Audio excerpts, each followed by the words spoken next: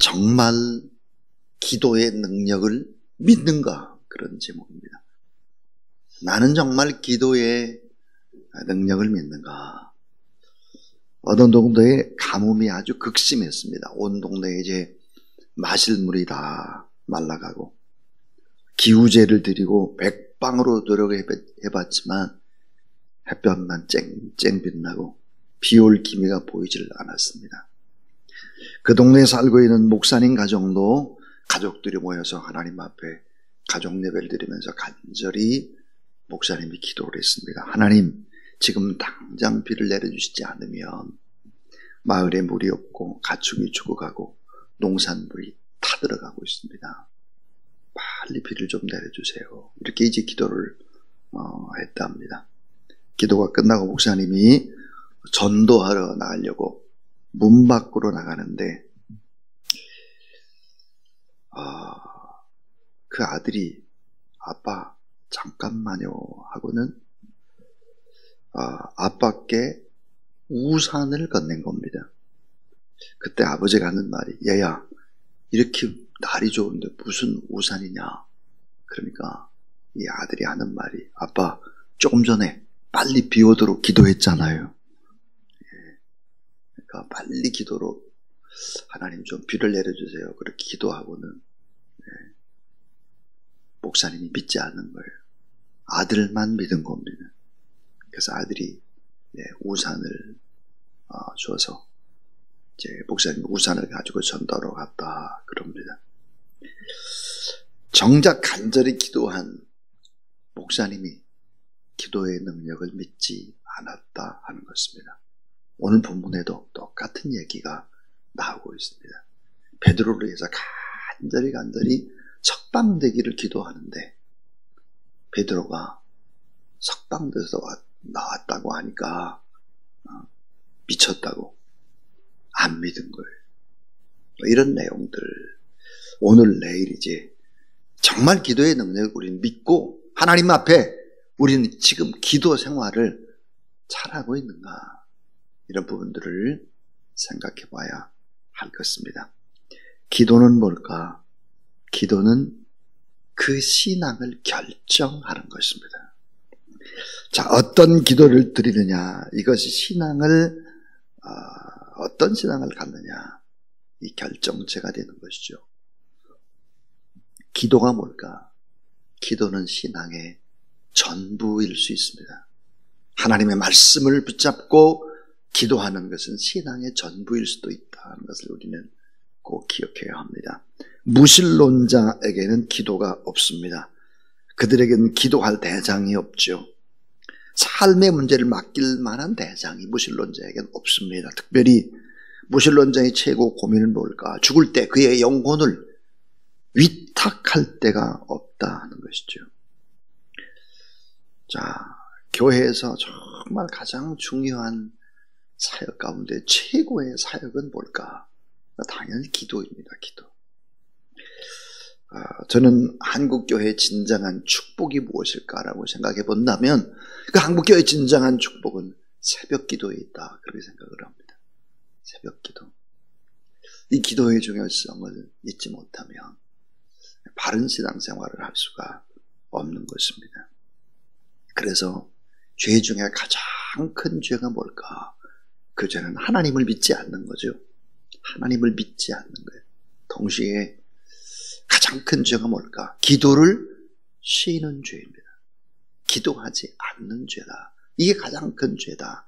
우린 이런 사실들을 알아야 합니다.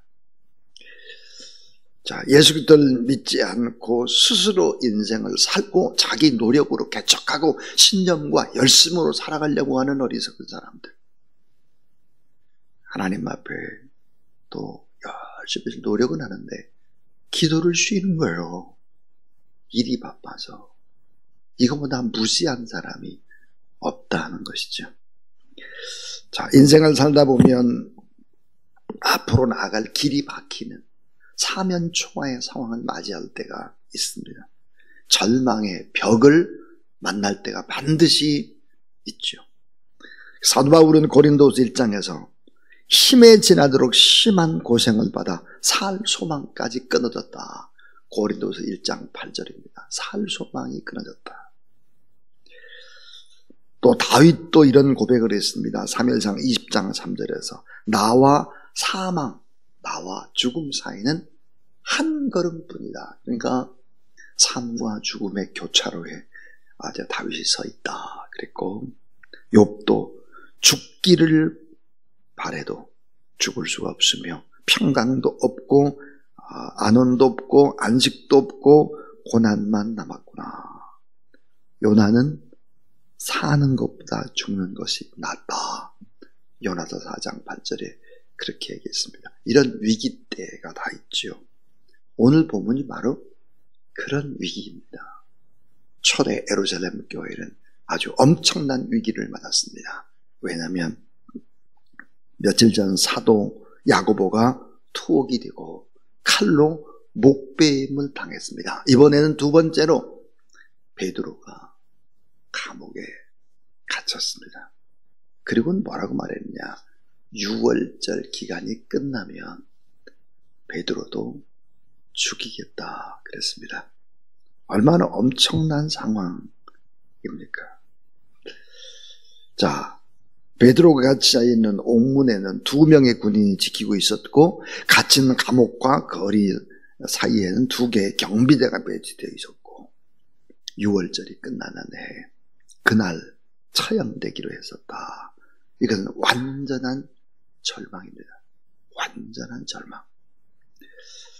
자, 이런 엄청난 절망의 상황입니다. 베드로는 지금까지 오늘 이 본문에까지 3번이나 감옥에 갇혔죠. 사도행전 4장 3절을 보니까 전도하다가 감옥에 갇힌 일이 있었고, 사도행전 5장 18절에 보니까 종교 지도자들의 미움과 시기를 받아가지고 감옥에 들어간 적도 있었고, 오늘 본문에는 보니까 야고보 사도가 감옥에 갇히고 목이 떨어져 나갔고, 이제 베드로도 갇히고 곧 목이 떨어져 나가야 될 그런 상황이 된 것입니다. 자, 그런데 이런 상황 속에서 하나님 앞에 간절히 성도들이 기도를 하게 되고, 갑자기 옥문이 열리는 기적이 일어나고, 놀라운 이 기적의 역사, 이거 어떻게 가능했을까 하는 얘기가 오늘과 내일의 하나님의 말씀입니다. 자, 어떻게 베드로를 가두었던 옥문이 열릴 수 있었을까? 어떻게 엄청난 기적이 일어날 수 있었을까 하는 거예요. 그것은 다음과 같은 몇 가지 때문입니다. 그 첫 번째가 뭘까? 그것은 바로 개인을 위한 교회의 중보기도 때문입니다. 교회의 중보기도. 자, 개인을 위한, 그러니까 베드로를 위한 교회의 간절한 중보기도 때문이다 하는 것입니다. 자, 본문에 나타난 옥문이 열리는 기적은 자, 개인을 위한 개인의 기도 때문이 아니었습니다. 그건 개인을 위한 교회의 기도죠. 공동체의 기도 때문이다. 자, 성경에 뭐라고 말하냐? 이렇게 말하죠. 2-3 사람이 내 이름으로 모인 곳에 나도 그들 중에 있다 그랬습니다. 그러므로 오늘 이 공간 안에, 여러분 안에 마음속에도 있지만 이 공간 안에 주님이 계시다는 사실을 믿으시기를 바랍니다. 2-3 사람이 합심해서 주의 이름으로 모이는, 기도하는 그곳에 친히 주님이 계신다 하는 것이죠. 그래서 우리가 하나님 앞에 간절히 뜨겁게 기도해야 된다. 주께서는 성도들이 지상에서, 이 땅에서 고독한 싸움을 싸우지 않도록 그분의 몸인 교회 공동체의 지체가 되게 해주셨고, 공동체의 기도를 연락하고 계신다는 것이죠. 오늘 새벽에 우리가 나와서 하나님 앞에 예배드리고 우리 위해 기도할 뿐만 아니라 나라와 민족과 공동체를 위해서 기도할 때 하늘의 문이 열리고 하나님의 역사가 반드시 일어날 수 있다는 사실을 믿으시기 바랍니다. 자, 2번째입니다. 두 번째는 어떻게 베드로가 살아나올 수 있었을까? 그것은 바로 상사가 달린 것처럼 간절한 응급기도 때문입니다. 응급기도, 긴급기도, 비상기도 다 비슷한 얘기. 상사가 달린 것처럼 간절히 하나님 앞에 매달리고 기도했다는 것입니다. 오늘 본문 요절인 5절을 한번 보시면 이렇게 되어 있죠. 이에 베드로는 옥에 갇혔고 교회는 그를 위하여 간절히 하나님께 기도하더니 그랬습니다. 이 간절히라는 말이 뭘까? 히브리어의 원어에 보면 모든 열정과 기운을 소모시키다 말이에요. 모든 열정과 기운을 소모시키다. 진정한 힘은 어디 있을까? 간절함에 있습니다. 간절함. 어떤 간절한 사건이 터지게 되면 사람들은 정말 뜨겁게 기도할 수밖에 없는데 어떤 한 개인, 베드로라는 한 개인을 위해서 교회 공동체가 그렇게 간절히 뜨겁게 기도를 했다. 상사를 모든 것들을 기도에 맡겼다 하는 것이죠. 윌리엄 부스라는 사람이 이런 말을 했습니다. 응답받는 기도의 비밀에 대해서. 거기에는 상사가 달린 것처럼 기도하는 것이다 그랬습니다. 여러분, 초대교회, 오늘 이 본문에 나오는 예루살렘 초대교회는 아마 네 부류의 사람이 존재하지 않았을까, 그런 생각이 듭니다. 네 부류. 급진전적인 젊은이들은 베드로의 석방으로 해서 우리 다 같이 지하 감옥을 습격합시다, 이렇게 하는 급진적인 젊은이들이 혹시 있지 않았을까. 이것보다 아주 실용적인 사고를 하는 교인들도 있을 수 있을 것입니다. 이 실용적인 사람들은 이렇게 헤롯 왕에게 돈으로 가서 흥정을 하자, 그래서 베드로의 목숨을 구하자, 이렇게 주장을 했을 수 있겠습니다. 또 기도의 능력을 믿지 않고 하나님을 잘 믿지 않는 허무주의 교인들은 운명에 맡길 수밖에 없지 않냐, 이렇게 말을 했을 수도 있죠. 그러나 주님을 신뢰하는 사람들은 이렇게 말하고 있죠. 기도 밖에는 다른 길이 없다. 그리고는 생사를 걸고 하나님 앞에 응급기도, 정말 간절한 기도, 이 기도를 하나님 앞에 하고 있다 하는 것입니다. 야고보서 5장 17절 18절 말씀에 보니까 야고보가 엘리야의 기도를 이제 인용하고 있죠. 엘리야는 하늘을 닫기도 하고 하늘을 열기도 했다 그랬습니다. 하늘을 열기도 하고 하늘을 닫기도 한 그 기도의 키가 뭘까? 간절히, 간절함. 이 간절함을 가지고 하나님 앞에 이제 기도하는 것이죠. 여러분, 마지막 세 번째 얘기. 이것은 교회의 간절하고도 지속적인 기도 때문입니다.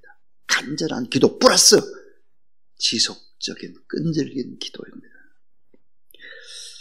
예루살렘 교회는 베드로의 석방을 위해서 단회적인 한 번의 기도로 끝을 내지 않았다.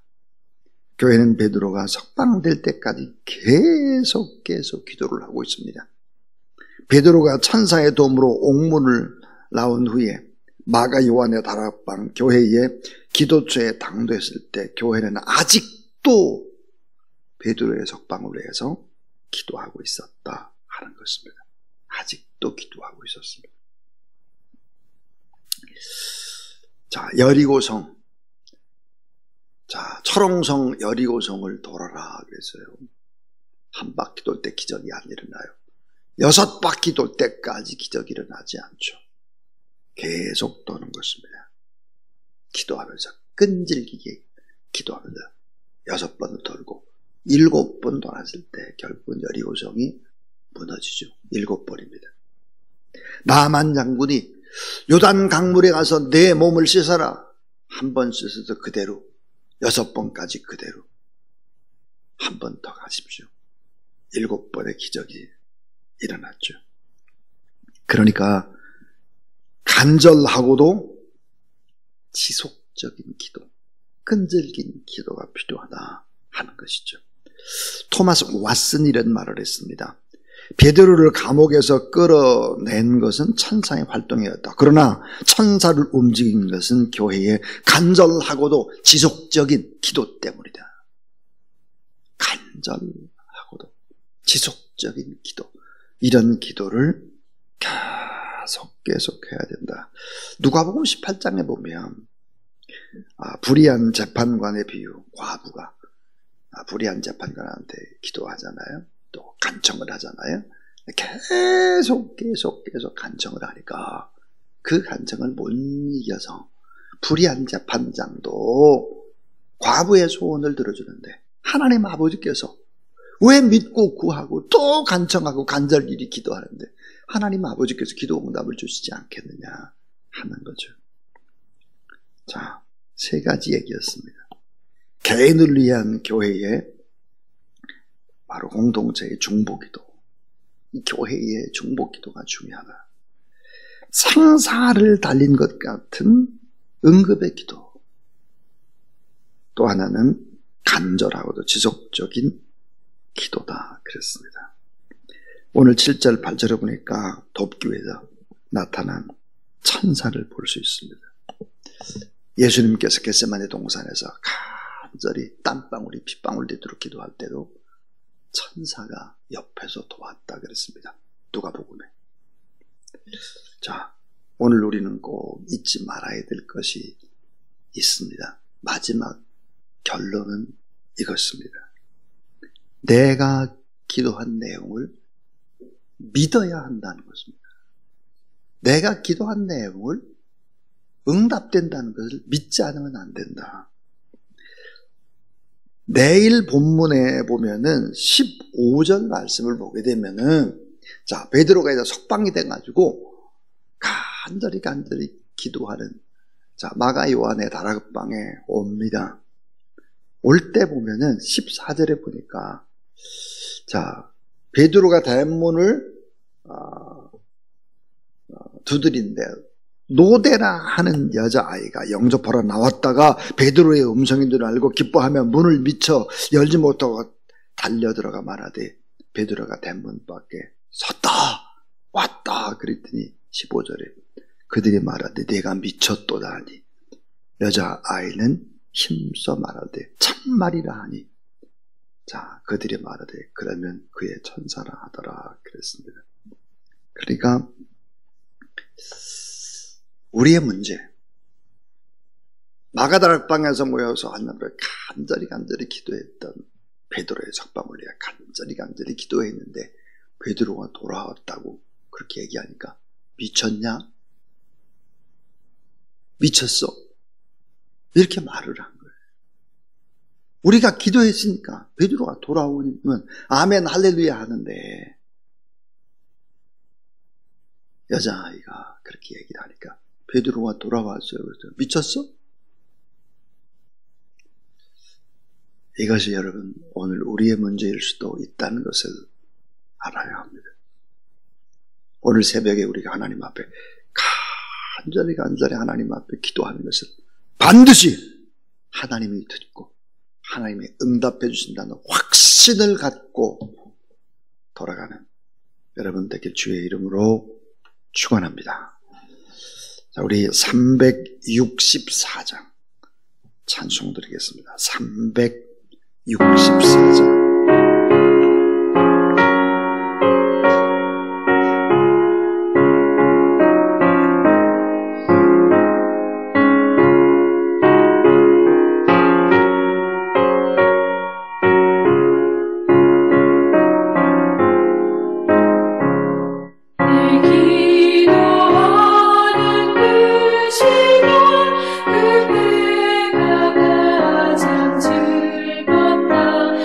이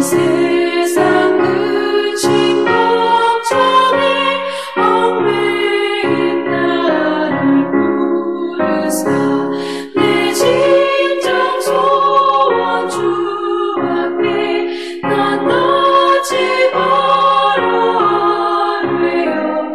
큰 불행 당해 슬플 때 나 위로받게 하시네. 내 기도하는 그 시간 내게는 가장 귀하다. 저 광야 같은 세상을 끝없이 방황하면서 위태한 길로 나갈 때 주께서 나를 이끌어 그 보좌 앞에 나아가 그 은혜 받게 하시네.